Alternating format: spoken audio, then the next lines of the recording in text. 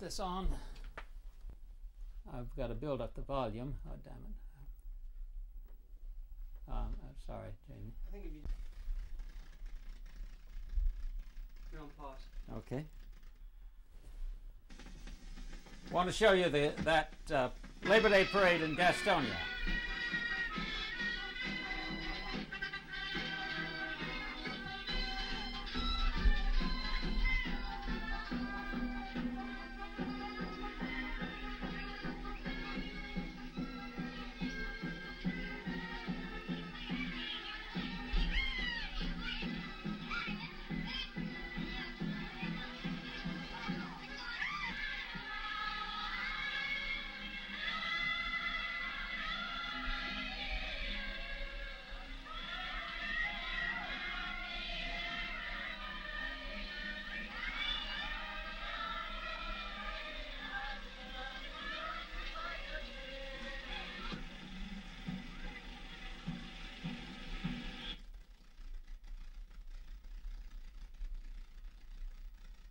Did you recognize any of those people? Would you like to see it again? I think it's coming up again in just a moment.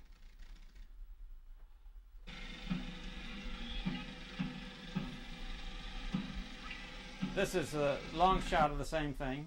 We'll come up again. The great textile strike spreads. Here are typical scenes in Gastonia, North Carolina.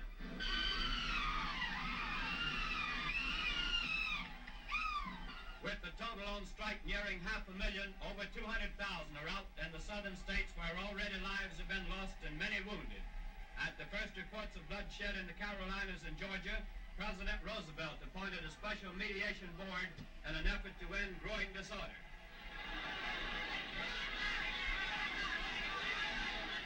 Mass meetings and strike orators helped to fan the flame.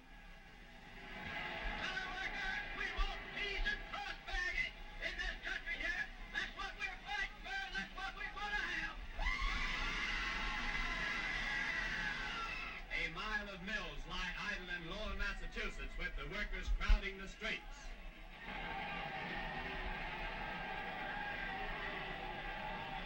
Police stand guard in dozens of cities throughout New England, where over 100,000 have quit their looms.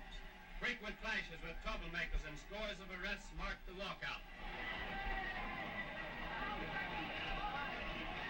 The crisis was growing graver as these films were issued, but federal intervention brought hope of restored peace. Now, you notice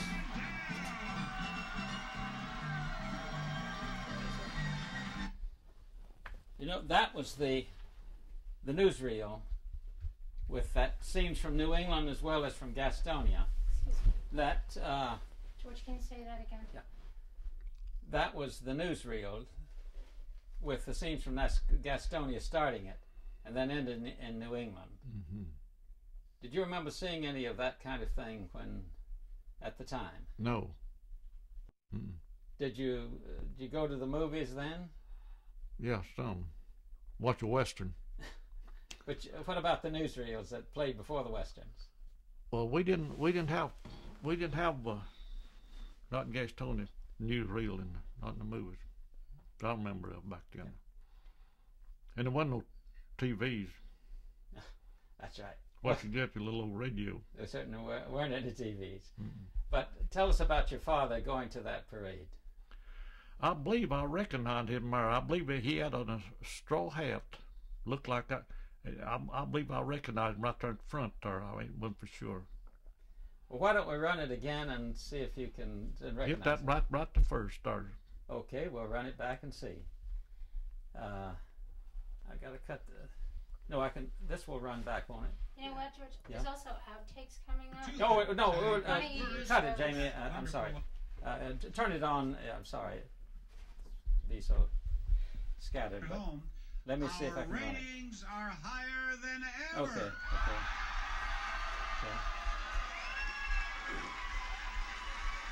We are still. So it'll come up again in just a moment.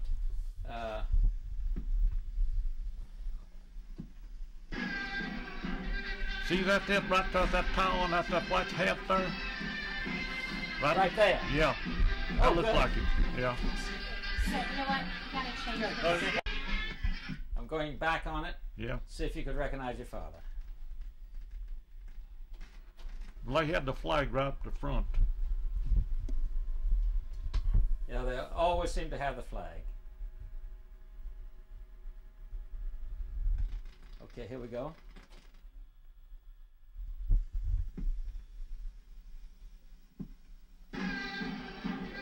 That's him carrying his coat there with that white hat on there. Yep. Look at it, Claude. We'll be on this end.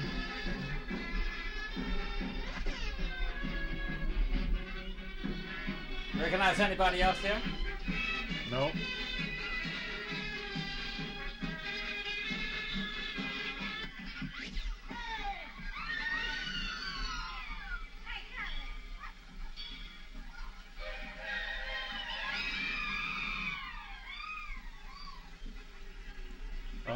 I was in the parade, but I was driving, and the car was full, and I had banners on each side of my automobile. I was in the car in that parade, driving.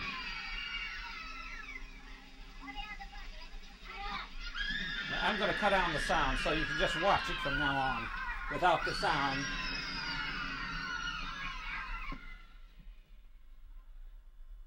And we can see all these now without the sound.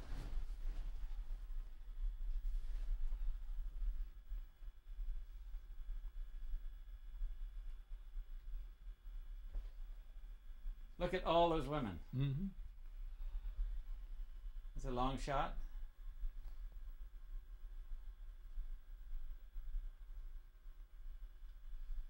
How far was it from your village over to Gastonia?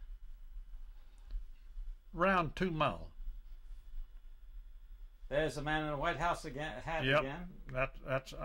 That's him. He's up there with the flag, pretty close.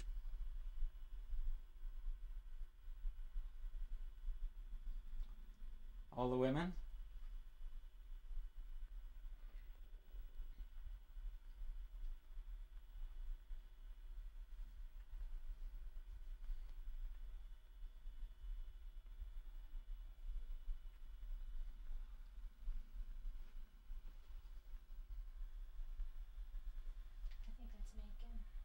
Yeah, here though, this is Albert Henson.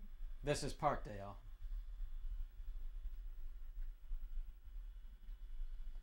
Is this where he starts talking? Big mass meeting. Did you go to mass meetings like that? Ah, now I'm going back on this just a minute. No, this is just an outtake. Okay, all right, fine. It's Albert Henson talking. Mm-hmm.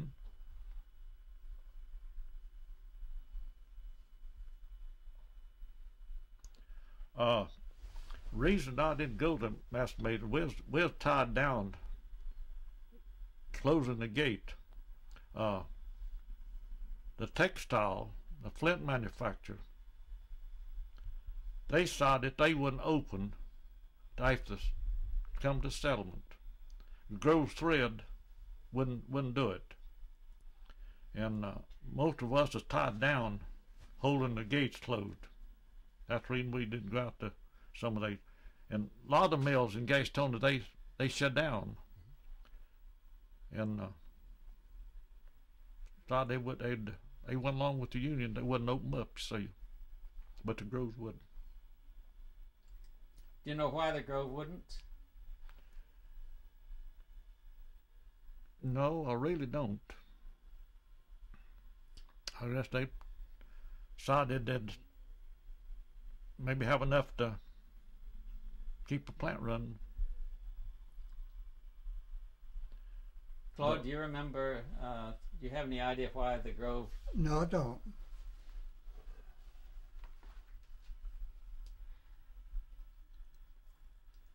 This is all New England. But I don't remember anything about that parade.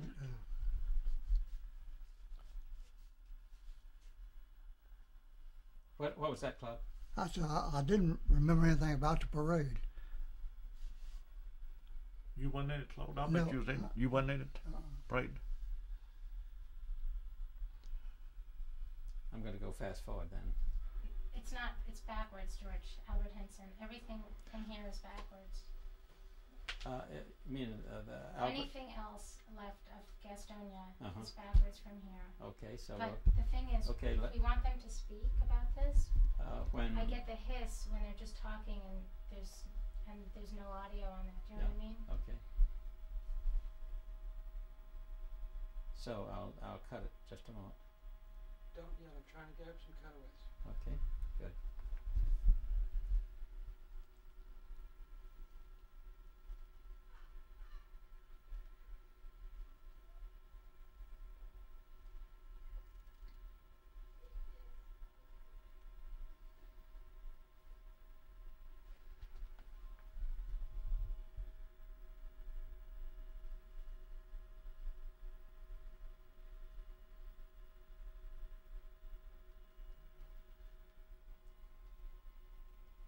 So the longer stuff with Albert Henson is before this. Okay. Yeah, just let it play forward for a minute. Let it play forward? I just want to see a clean screen without scan lines. Okay. Just for about 30 seconds.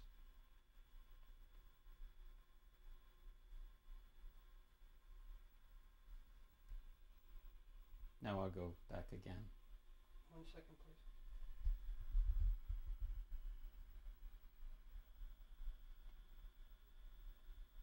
A big mass meeting. That must have been in Municipal Park in Gastonia. Okay, Dad. Okay, now we're going back to a longer section with Albert Henson, and I want you to see if you. I'm just reversing this, and I want you to see if you remember his voice. Oh yeah, I know. I know him, but I forgot his name. He was a good speaker, Albert was. You can listen to him talk and then you can comment on it.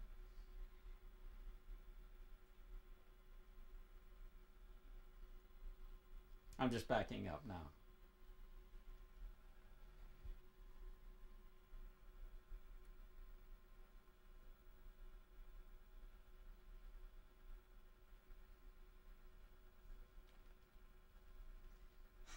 I bet your daddy never thought he'd have his son looking at him on a video 60 years later. You know, he might be looking down on that now, man. He might be. That's true. What would he be thinking?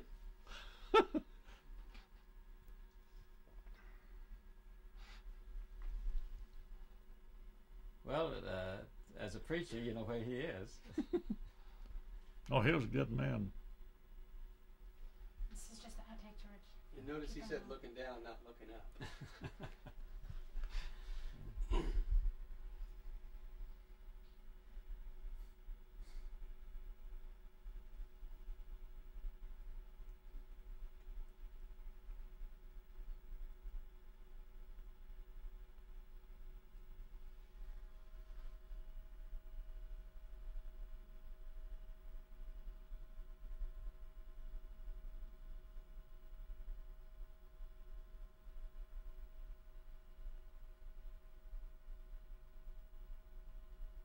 So we're going back to where there's switch lenses and all of that stuff, right?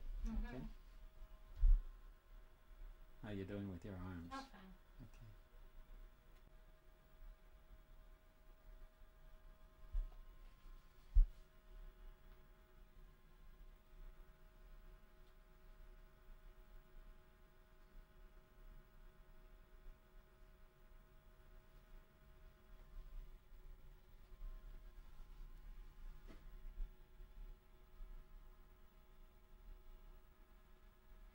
Sorry, gentlemen, but this is the only way I can find Okay, this. you did it.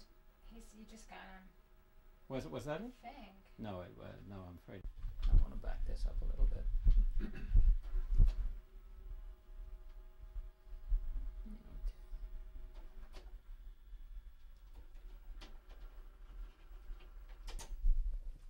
Can you gotta turn the machine off when I hear it. This machine is Yeah. on. Okay. Can I talk now? Sure. Yes. I mean, I don't want you to hear what Yeah. I don't be Oh, recorded. Yeah. okay. What is it? Well, that's screened out there. Was that, do you think, intentional? What's name was speaking? It was that an intentional block out there, or? Yes. The difference was, and we're going to see this in this next little section about Albert Henson, we have both what was used in the newsreels and what they actually took. And you're going to see a big difference. You remember you were telling me about the Gaston Gazette being very anti-labor? The newsreels were too. And so you're going to see how conciliatory Albert Henson was, and then you're going to see how they used the stuff that didn't indicate that.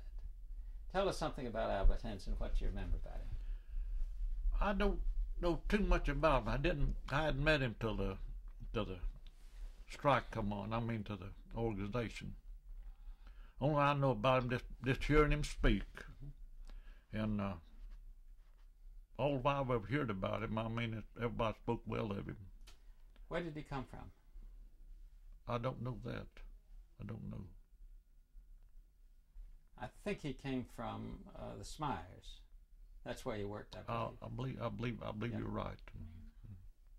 And he worked at the Smyers, but he lived in the Renlow, was it? Yeah. Yeah. Now, what we're going to show you now is Albert Henson as the newsreels took him. So you're going to hear a much longer section. Mm-hmm. Before, he was just up saying, fellow workers, we're going to have peace and prosperity in this town. Down, fanning the flames of strike artists fan the flames, you see. Now we're going to turn it on and you'll see a very different, get a different feeling of that. All right?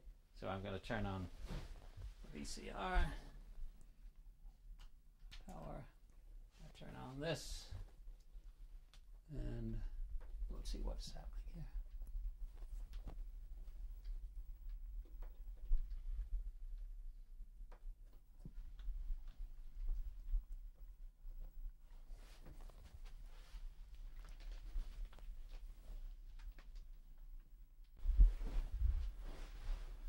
Oh, It's coming.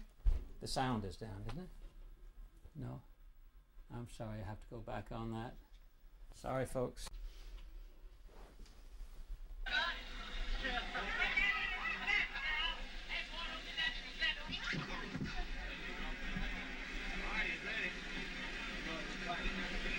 Ladies and gentlemen, and fellow workers,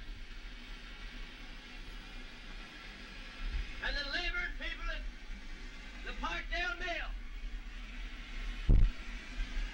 we come over here this morning to help you get a better condition with us at the Small Manufacturing Company, which is the same, one of the same chain of mills as the Parkdale. There's a few of you people here that belongs to this organization, and we want you to join and set you up a union local here. I know you can have a good union local. We just talked with the superintendent. He first wanted us to wait till 2 o'clock to stop off. I come out here and put it to a vote, and the people voted 100% to stop off now. That's the cameraman changing the lens. I went back.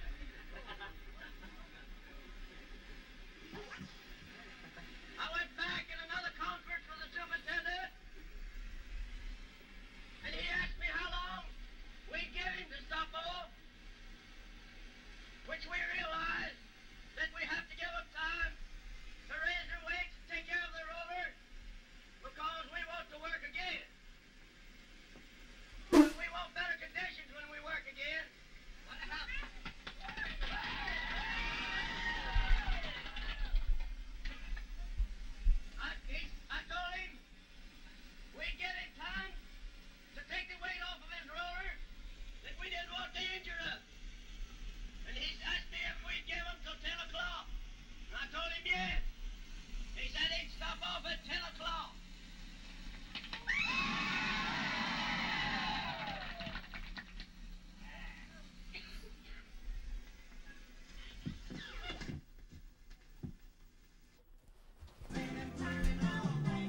can't sleep, try you. So does that bring back any memories to you? Yeah, that's Albert. He fought for the Union. And that voice sounds very much the same? Mm-hmm. How many leaders like him did you have?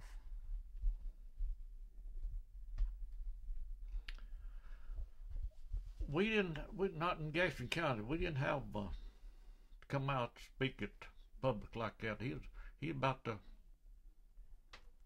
first I remember about the only one to go around. Make speeches like that. Mm-hmm.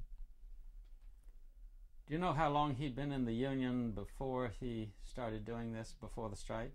No, I don't. Mm-hmm.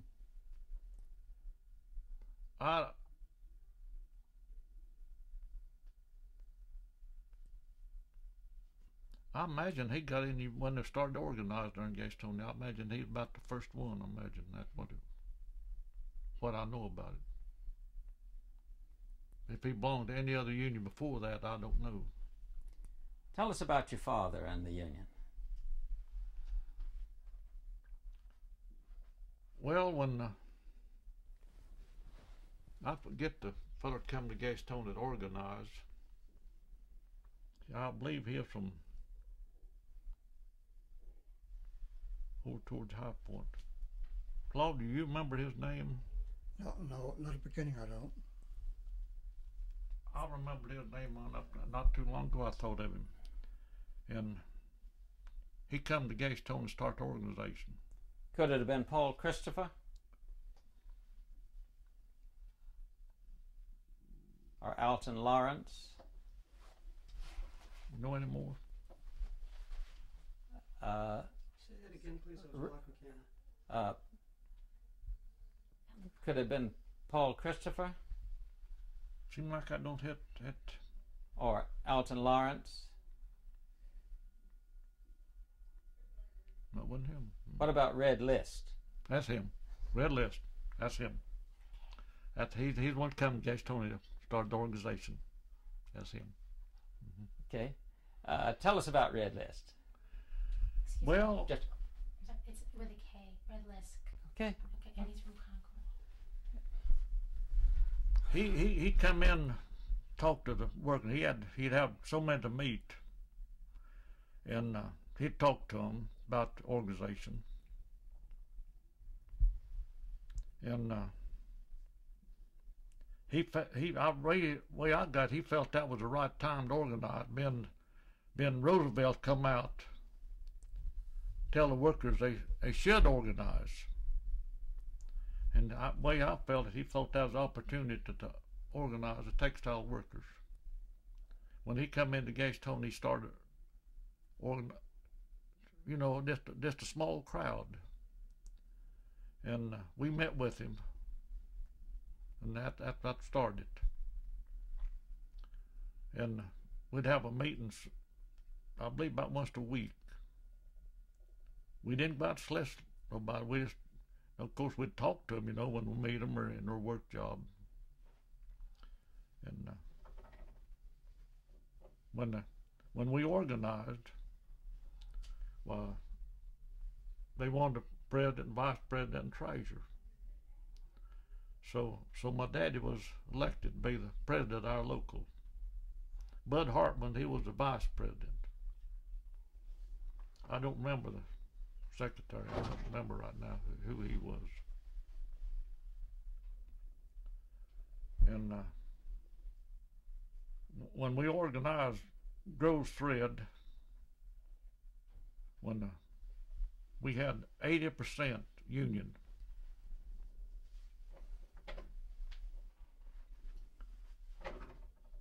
And we had a fellow Con belonged to our union. They sent him in when it started about the strike. The strike wasn't, he didn't ask for nothing on this, recognize a union. Wasn't no wage or hour or nothing else. We struck on account of they wanted the company to recognize a union, and that's what the headquarters decided to do. And they called us general strike. Now, this fellow Khan, you said, did you send him to? Yeah. Where did you send him to that meeting in New York? Yeah, my local fellow. I forget his given name, but his last name was Khan. L.M. Khan was his initial. L.M. Khan was his. L.M. Khan. L.M. Clyde, how do you spell that? C.O. N.N. I believe way it's spelled. We haven't been able to find him yet, but Well, I imagine I don't know. I imagine He's dead. he's gone. Yeah. For maybe his family's around. Matter of fact, I don't remember anything about his family. No, I don't. No. But he lived right there close.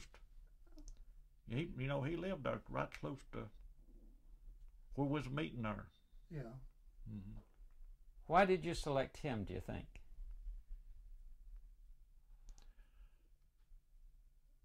Well, I imagine most of them was working, and he volunteered too. He volunteered, so they decided to send him. Now, that was a big expense to send people all the way to New York City. How did you, and you were making so little, how did you get up that money? Well, we was paying dues, and no outgo. What dues come in, we didn't have no outgo then on just buy maybe literature or something, you see.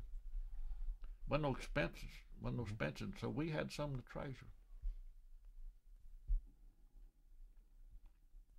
Remember when he came back from New York? Oh yeah, he spoke as soon as we had a meeting as soon as he got back, and he told us what they'd done. And they set the date for the strike. How'd you feel about that? Well,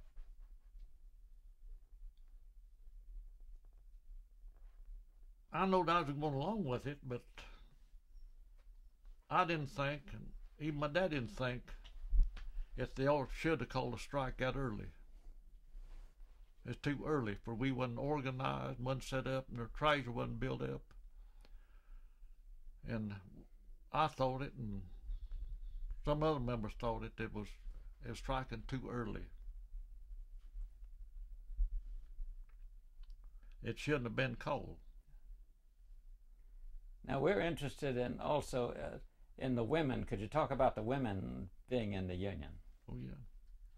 Well, the women attend the meeting, but they never take no part in it. They just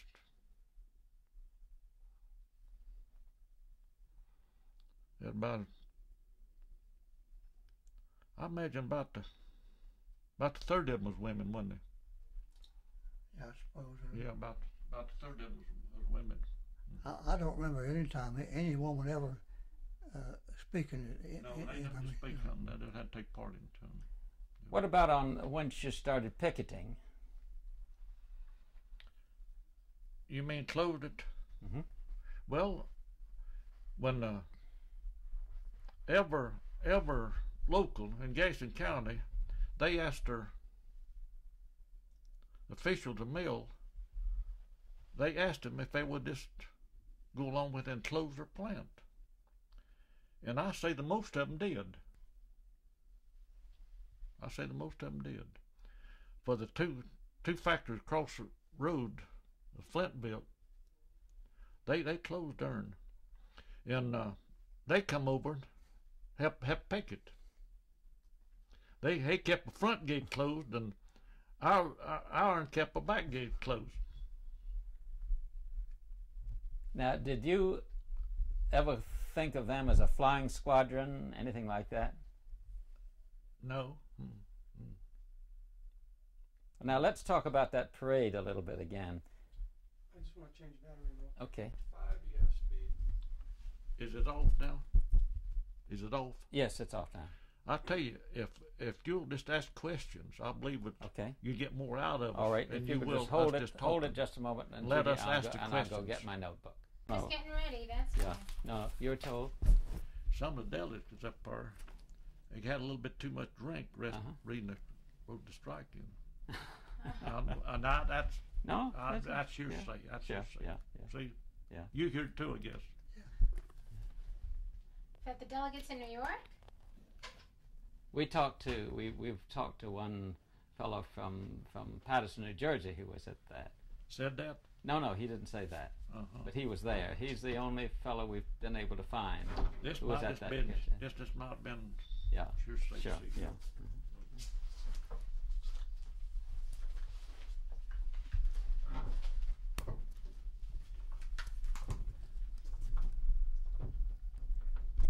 Now, I'm going to ask you some questions that we talked about before. We listened to all of this last night and made notes on what you were saying outside. And in a few... why did your father join the Union? Well, he Just thought start about and say my father and tell me all about him. he thought it would. I'm sorry, start again and just say my father took president of the Union because.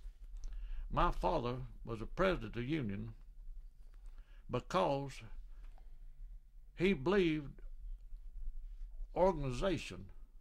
people organization had a body to work for they could do more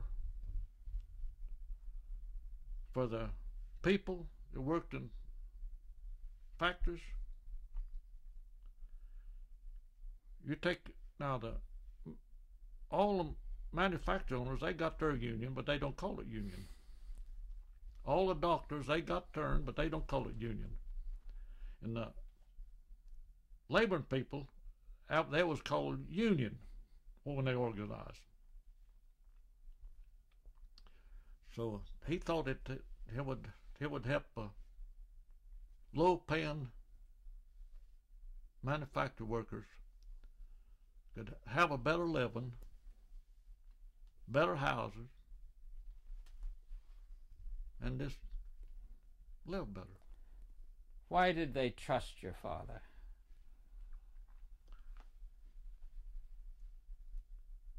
Well, I reckon it's just like any other crowd get together. They figured out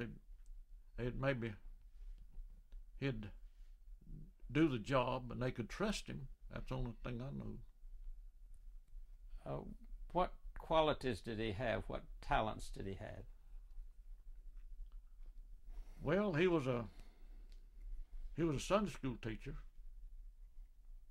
and he went to church regular.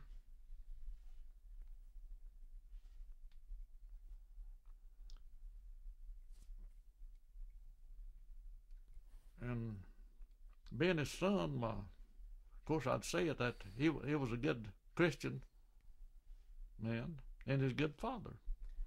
How do you feel now that you look back what he did?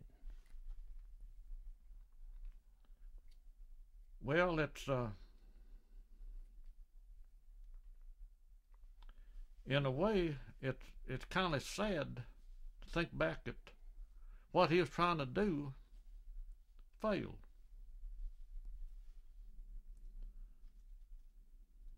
But see, organized labor is the people makes it. A lot of people don't understand organized labor. If you organize, you the strength, the numbers, you the strength. So you make that. If a member fails, the organization fails. Are you proud of what your father did? Oh yeah. Oh yeah. And he was proud of it. But he was sad when he lost. For he knows some people would suffer, which you see. Well, you said the other night when we were first talking how proud you were of him. Could you just say that again with all the enthusiasm you said before? Oh yeah. I'm proud of what he done.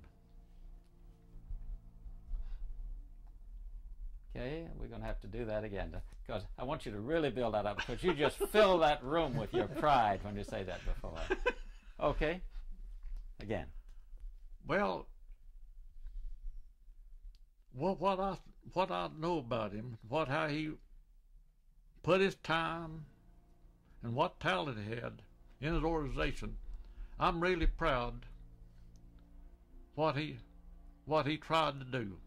Okay, I'm going to have to go out and see if I can stop. She says, "Oh, you disappoint me. I thought you were going to put me in the movies."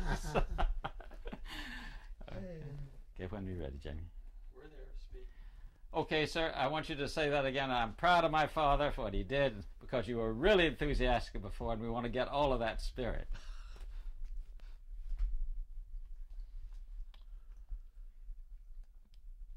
I'm really proud what my father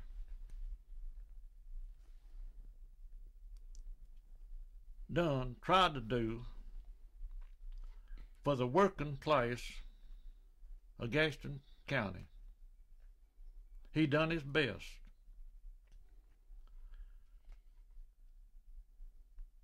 And I know he is willing to do it.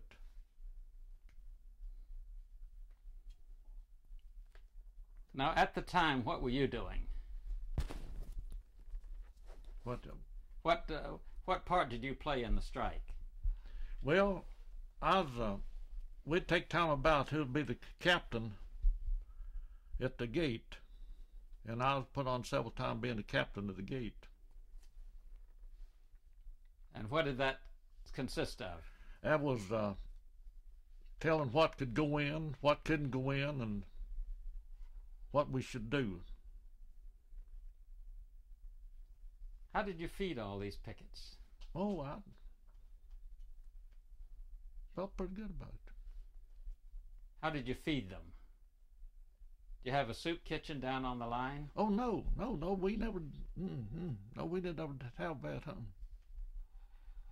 We wasn't out long enough to do that. It's a short strike.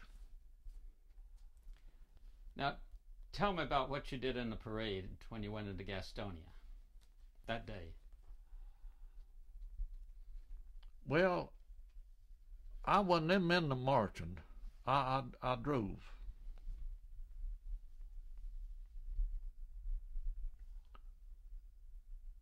I was driving a 28 Dodge, and it was full. And I had banners on each side. Remember what the banner said? No, I don't believe I could record it. I mean, right now. Don't believe I could. That's been several years back.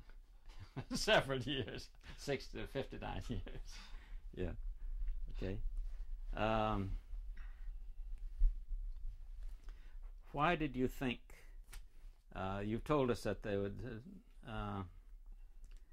you told us about the two gates, we got all that.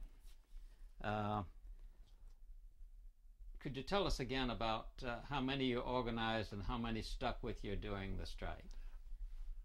When we organized, right when the strike was called, as 80% belonged to Union. And when the strike was called, as 40% come out, stuck with the Union. And the rest of them was wanting to go back to work. That's the reason we had to picket the gates. And I imagine that's the reason the officials decided they wouldn't close down. They'd work. They figured it maybe. So they, when they started back up, they started back up about half of the plant running. We was on short time when the strike was called, and they opened up, run 5 days a week with about half the plant running. You mentioned, tell us about those two women that got in and out of the plant. Well, there was two women.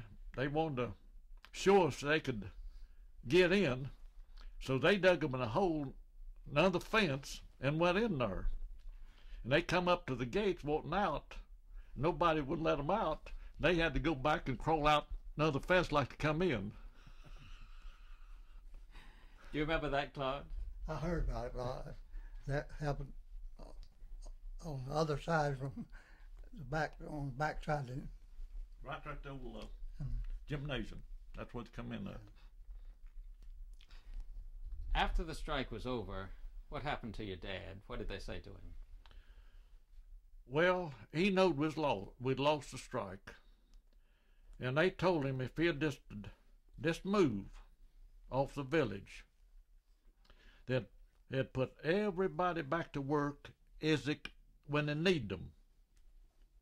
Besides, when it caused some trouble, if they was going to get that was just I say about 2 or 3 families.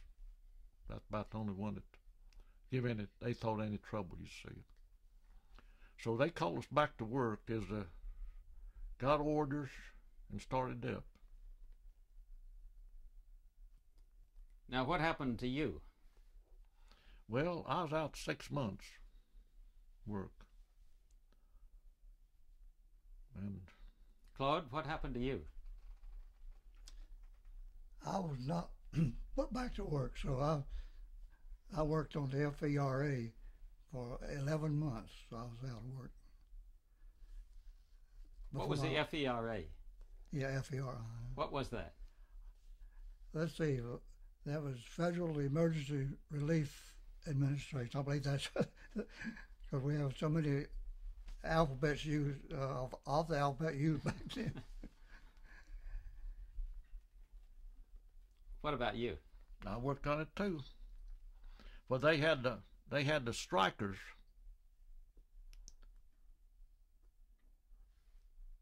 disqualified, and other plants wouldn't hire him if they knowed he was in the strike. So I had a job right after the strike. But when they found out I was in the strike, when the superintendent found out I was in there strike, said no, we can't use him. Said he worked at the Grove and he struck. Well, now that was supposed to be against the law. Oh yeah. Mm-hmm. Mm-hmm. How did they get by with it? Well, I don't reckon it was even brought up. Well, now there was a hearing. Could you tell about that hearing? Well, I attended one day of it, I believe. One day of it. I don't think I went back the second day. I don't think it was, Claude. They had them at labor. You know, the labor board had them up trying them for discrimination. And I don't believe I went. See, I didn't go back to work when that come off. See. Claude, tell us about what you did in that hearing. At the time of the strike, what I did, I was, to begin with, I was in that picket line at what was called the back gate, and we had a very enthusiastic crowd there, and the song that we sang was "I Shall Not Be Moved." That's something I remember very well. It's just, "I shall not be moved." But we were moved, and so that was something that happened later. We were moved, but there was never any problem there between the strikers and the non-strikers. We got along real well. I don't know of anything that happened that no quarreling or nothing like that. But we did have one of our members who was a Reverend Morris Baker that would come and bring us a message of some kind, and so it was a lot. It was a lot of fun in some ways because things that took place, and especially because there was no enmity between the groups that I could tell. Well, after the strike, there was this hearing. Could you tell us about the hearing? Oh yes. At the hearing, the company was accused of not putting us back to work, and so that was what was taking place with the hearing.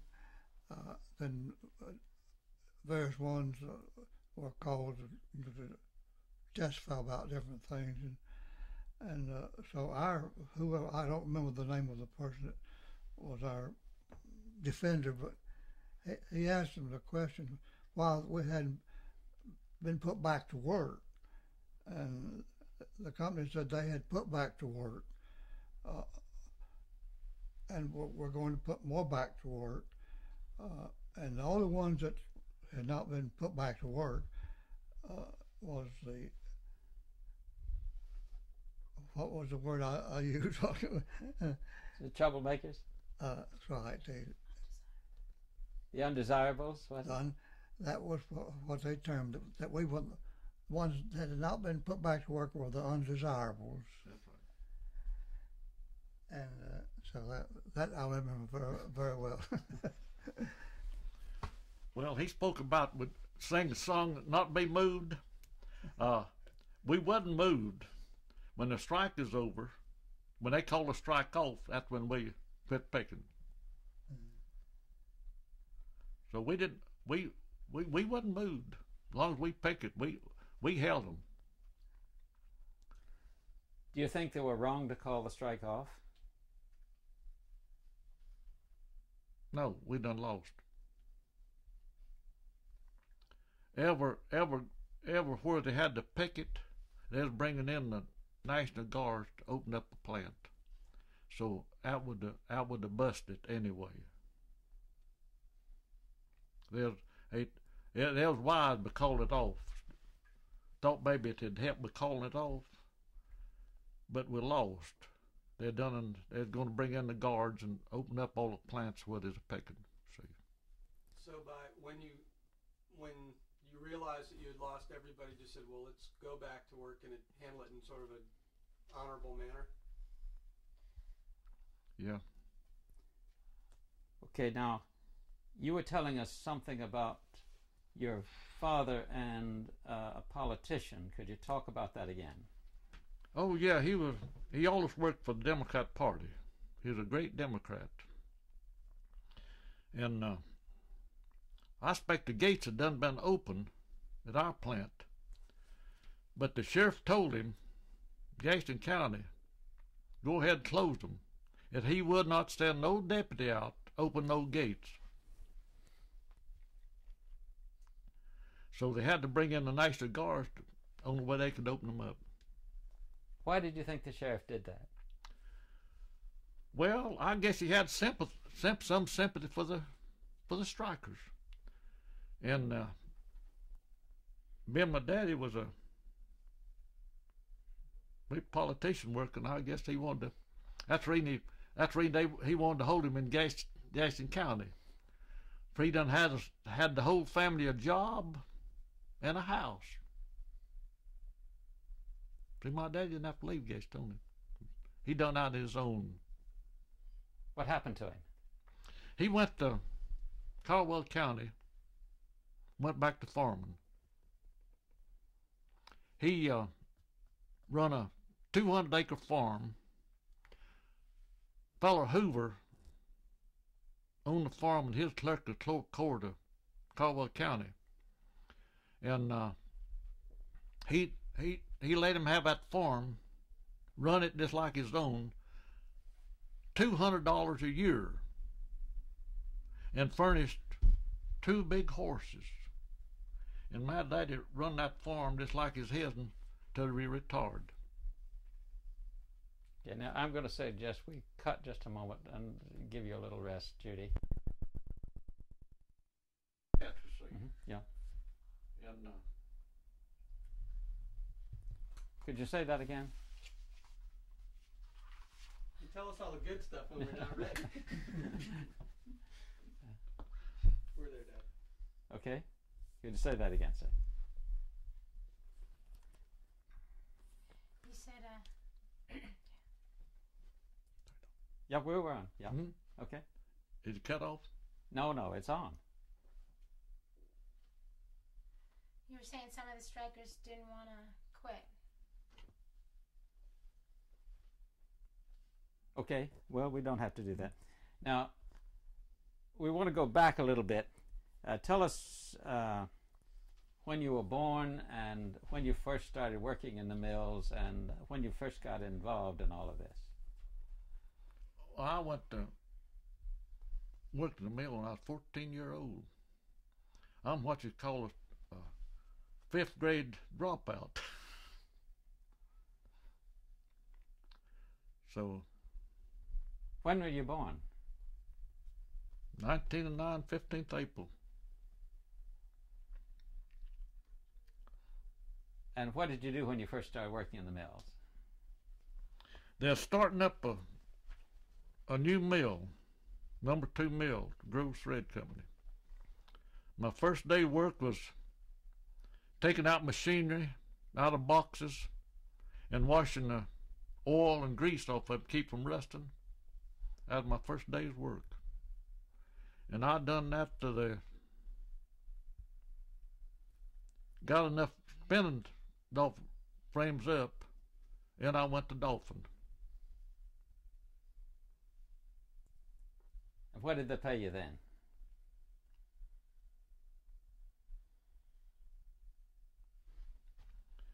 Well, I think about, I believe it's around $15 a week.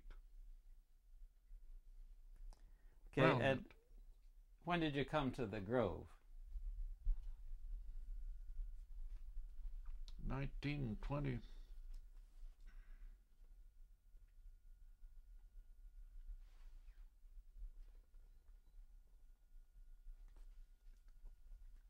Yeah, okay.